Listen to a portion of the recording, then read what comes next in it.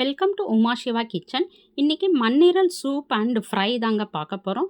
இது ரொம்ப ஹீமோக்ளோபின் வந்துட்டு ஜாஸ்தி இருக்குங்க. ஸோ ஹீமோக்ளோபின் கம்மியாக இருக்கிறவங்க இதை சாப்பிட்டீங்கன்னாக்கா ரொம்ப ரொம்ப நல்லது உடம்புக்கு. எஸ்பெஷலி லேடிஸ் சாப்பிட்டிங்கன்னா நல்லா பிளட்டு வந்துட்டு நம்மளுக்கு இன்க்ரீஸ் ஆகும் பாடியில். ஸோ வாங்க வீடியோக்குள்ளே போகலாம். அதுக்கு ஒரு பேன் எடுத்துக்கோங்க. மண்ணீரல் வந்துட்டு இதுதாங்க. இதில் வந்து மேலே ஒரு தின் லேயர் மாதிரி ஒரு ஸ்கின் இருக்கும். அதை மட்டும் நீங்கள் பீல் பண்ணிவிட்டு அப்படியே வாஷ் பண்ணிவிட்டு ஒரு பேன் எடுத்து தண்ணி ஊற்றிக்கோங்க. உங்களுக்கு எவ்வளோ சூப்பு தான் நான் ஃபஸ்ட்டு பண்ண போகிறோம். ஸோ சூப்புக்கு வந்து தேவையான தண்ணி வந்துட்டு எத்தனை பேர் இருக்கீங்களோ அதுக்கேற்ற மாதிரி தண்ணி ஊற்றிக்கோங்க. அதை லைட்டாக வந்துட்டு கீறிக்கோங்க. அப்போ தான் அது உள்ளே இருக்க பிளட்டெல்லாம் வந்துட்டு அந்த தண்ணியில் வரும். ஸோ அதனால் மஞ்சத்தூள் கொஞ்சோண்டு போட்டுக்கோங்க. போட்டுட்டு இதை மாதிரி வந்துட்டு பாருங்கள், உங்களுக்கே தெரியும் மேலே வந்துட்டு பிளட்டு இருக்குது தெரியுது. கொஞ்சம் சால்ட் உப்பு இல்லை கல் உப்பு நான் ஆட் பண்ணியிருக்கேன். போட்டுட்டு நல்லா அது கொஞ்சம் நேரம் வந்துட்டு கொதிக்கணும். நான் ஒரு 2 கிளாஸ் தண்ணி வர அளவுக்கு நான் வந்துட்டு கொதிக்க வச்சுருக்கேன். பாருங்கள், சூப்பராக வந்துட்டு நம்மளுக்கு அதோடைய ஸ்டாக் எல்லாம் வந்துட்டு அந்த தண்ணியில் நம்மளுக்கு இறங்கிடும். ஸோ அந்த சூப்பு குடிக்கும்போது நம்மளுக்கு ஃபுல்லாக அந்த பிளட்டு வந்துட்டு நம்மளுக்கு வந்துட்டு வரும். ஸோ அதனால் வீக்லி ஒன்ஸ் ஆச்சும் கண்டிப்பாக இதை சாப்பிடுங்க. ஹீமோக்ளோபின் கம்மியாக இருக்கிறவங்க கண்டிப்பாக சாப்பிடணும். ரொம்ப ஹெல்த்திங்க. இது கிடைக்கிறது ரொம்ப கஷ்டம். கிடைச்சதுன்னா இதை கண்டிப்பாக மிஸ் பண்ணாத வாங்கி சாப்பிடுங்க. சூப் வந்துட்டு இதை மாதிரி தாங்க பண்ணணும். ஸோ நல்லா கொதிக்கும்போது நம்ம வந்துட்டு ஒரு பூண்டு வந்துட்டு ஒரு 2 பல்லு பூண்டு எடுத்து இடித்து அப்படியே போட்டுக்கோங்க. நல்லா வந்துட்டு நம்ம அந்த பூண்டு அந்த எல்லாமே கொதிக்கும்போது சூப்பராக வந்துட்டு நம்மளுக்கு நல்லா சூப் ரெடி ஆகிடும். மிளகுத்தூள் கூடவே சேர்த்துக்கோங்க. உங்களுக்கு காரத்துக்கு ஏற்ற மாதிரி மிளகாத்தூள் போட்டுக்கோங்க. போட்டுட்டு நல்லா வந்துட்டு கொதிக்க விடுங்க. பாருங்கள், சூப்பராக வந்துட்டு நம்மளுக்கு சூப் ரெடி ஆகிடுச்சு. ஸோ இந்த சூப்புக்கு ஒரு தனியாக ஒரு தாளிப்பு ஒன்று கொடுத்துக்கோங்க. அதுக்கு ஒரு பேன் வச்சுக்கோங்க. இதே பேனை தான் நான் வச்சுருக்கேன். ஸோ அது நல்லா காஞ்சதும் கொஞ்சோண்டு ஆயில் ஊற்றிக்கோங்க.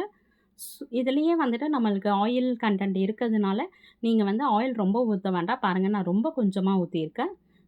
எண்ணெய் காஞ்சதும் கடுகு போட்டுக்கோங்க. கடுகு பொரியட்டும், வெயிட் பண்ணுங்கள். அப்புறமா சீரகம் போட்டுக்கோங்க. சீரகம் கொஞ்சமாக போட்டுக்கோங்க. போட்டுட்டு நல்லா பொரியணும். பொரிஞ்சவுடனே கருவேப்பிலை போட்டுக்கோங்க. கருவேப்பிலையும் நல்லா பொரியணும். எல்லாம் சேர்ந்ததும் நீங்கள் அந்த தண்ணி சூப் எடுத்து வச்சுருந்தீங்க இல்லையா, அதை எடுத்து ஊற்றி நல்லா கலந்து விட்டுக்கோங்க. உப்பு செக் பண்ணிக்கோங்க. பெப்பர் வேணும்னா பெப்பர் ஆட் பண்ணிவிட்டு அவ்வளோதாங்க, நம்மளோட சூப் ரெடி ஆகிடுச்சு. ஸோ இது அப்படியே நீங்கள் வந்துட்டு சர்வ் பண்ண வேண்டியது தான். நீங்கள் ஃபில்டர்லாம் பண்ண வேண்டாம். அப்படியே சர்வ் பண்ணிங்கன்னா அப்படியே சாப்பிட்டா தான் நம்மளுக்கு எல்லா சத்தும் நம்மளுக்கு கிடைக்கும். பூண்டு, மிளகு எல்லா சத்தும் நம்மளுக்கு கிடைக்கும். பாருங்கள், தண்ணி நான் கொஞ்சம் எக்ஸ்ட்ரா ஊற்றுனதுனால கொஞ்சம் கொதிக்கிற மாதிரி வச்சுட்டு இதை சர்வ் பண்ண வேண்டியதாக. சூப்பரான சூப் ரெடி ஆகிடுச்சு. இப்போ நம்ம மண்ணீரல் ஃப்ரை பண்ண போகிறோம். அது அப்படியே வேக வச்சுருந்தோம் இல்லையா முழுசாக, அதை தான் நம்ம வந்து ஃப்ரை பண்ண போகிறோம். அதே பேனே எடுத்துருக்கேன். அதனால தான் அது லைட்டாக வந்து கருப்பாக இருக்குது, வேறு ஒன்றும் இல்லை. ஸோ அதுக்கு எண்ணெய் ஊற்றிக்கோங்க. கொஞ்சமாக எண்ணெய் ஊற்றினா போதும். ஒரு ஸ்பூன் ஆயில் போட்டிருக்கேன். கடுகு போட்டுக்கோங்க. இஞ்சி பூண்டு பேஸ்ட்டு கொஞ்சமாக போட்டுக்கோங்க. அதை கட் பண்ணி எடுத்துக்கோங்க. அது குட்டி குட்டியாக கட் பண்ணிங்கன்னா கொஞ்சம் தான் வரும். ஸோ அதனால் எல்லாமே நான் கம்மியாக இன்க்ரீடியன்ட்ஸ் ஆட் பண்ணுறேன். ஸோ ஆனியன் போட்டுக்கலாம். ஒரு ஸ்மால் சைஸ் ஆனியன் தான் ஒன்றே ஒன்று நான் போட்டிருக்கேன். ஸோ அதை நல்லா வதக்கிக்கோங்க.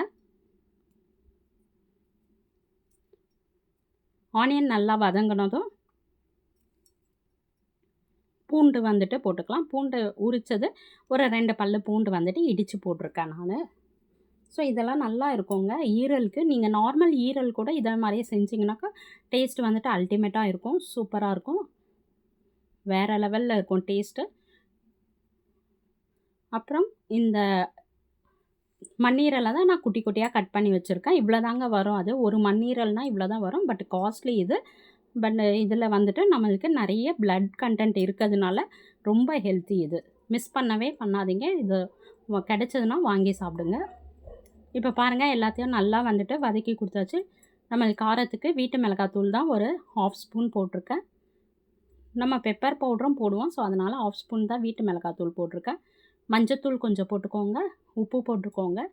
ஃபுல்லாக வந்து நம்ம வதக்கி கொடுத்துக்கலாம். இந்த ரா ஸ்மெல்லாம் போகிறதுக்காக கொஞ்சமாக தண்ணி ஊற்றிக்கோங்க, ரொம்ப தண்ணி வேண்டாம். பாருங்கள் நான் எவ்வளோ கம்மியாக ஊற்றிருக்கேன் தண்ணி. ஸோ எல்லாத்தையும் நல்லா வதக்கி கொடுத்துக்கோங்க. எல்லாத்தையும் மிக்ஸ் பண்ணிவிட்டு நல்லா சுண்டிடும். சுண்டினோடனே நம்ம பெப்பர் போட்டு இறக்கிட வேண்டியது தான். பெப்பர் போட்டு நல்லா ஃப்ரை பண்ணிக்கோங்க. கருவேப்பிலையும் போட்டு நல்லா ஃப்ரை பண்ணிவிட்டு இறக்கிட வேண்டியது தான். அவ்வளவுதாங்க, நம்மளுடைய மண்ணீரல் ஃப்ரையும் ரெடி ஆகிடுச்சு. இந்த வீடியோ பிடிச்சிருந்ததுனா லைக் பண்ணுங்கள், ஷேர் பண்ணுங்கள், சப்ஸ்கிரைப் பண்ணிக்கோங்க. தேங்க்ஸ் ஃபார் வாட்சிங். Bye bye.